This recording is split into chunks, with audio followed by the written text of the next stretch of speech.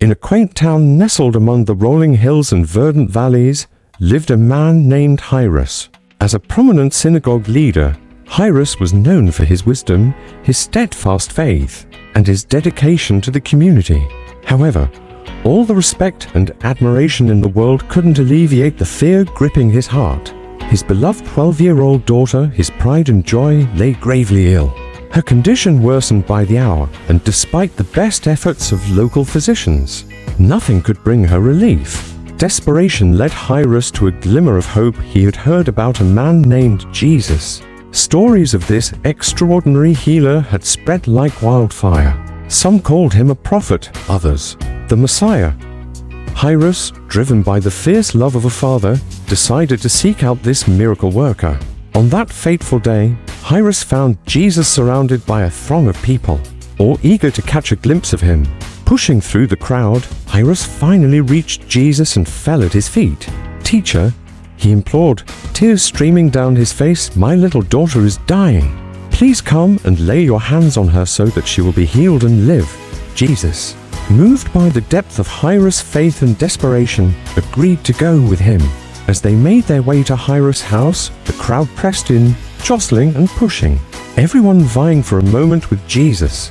Amidst this bustling crowd was a woman who had been suffering for 12 agonizing years. She had spent every penny she had on doctors, but her condition had only worsened. This woman, frail and weak, had heard of Jesus and believed that he held the power to heal her. She thought, "If I can just touch his clothes, I will be healed." With this thought fueling her determination, she pushed through the throng, inching closer to Jesus. Finally, she reached out and touched the hem of his garment. Instantly, she felt a surge of warmth and she knew she was healed. The bleeding stopped and strength returned to her body. Jesus, sensing that power had gone out from him, stopped and turned around. "Who touched my clothes?" he asked. The disciples, bewildered by the question, replied, "You see the people crowding against you, and yet you can ask, 'Who touched me?'" But Jesus kept looking around to see who had done it.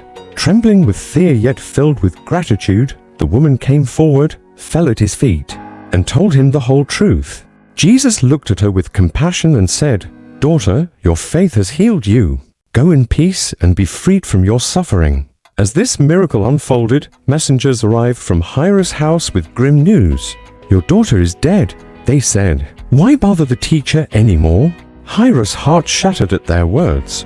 But Jesus, overhearing, turned to him and said, "Don't be afraid, just believe, and she will be healed." They continued to Jairus' home, where mourners had already gathered, wailing and lamenting the loss of the young girl. Upon arriving, Jesus told the mourners, "Stop wailing. She is not dead but asleep."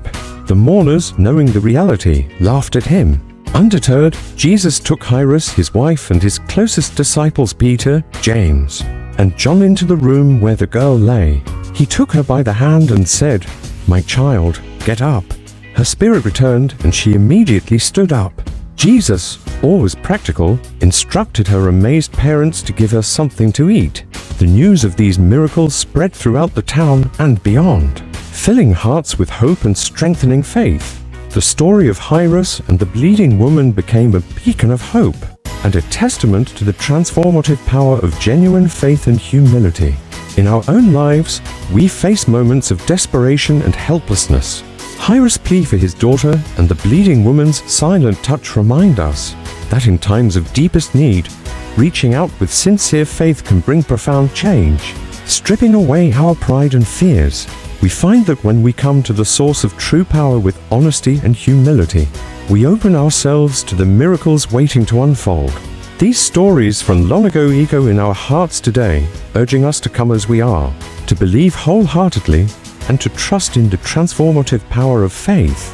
They teach us that beyond the noise and chaos of the crowd, there is a silent, powerful connection waiting to be made, one that can heal, restore, and renew. So, like Jairus and the bleeding woman, let us reach out in faith, trusting that the touch of the divine can change everything.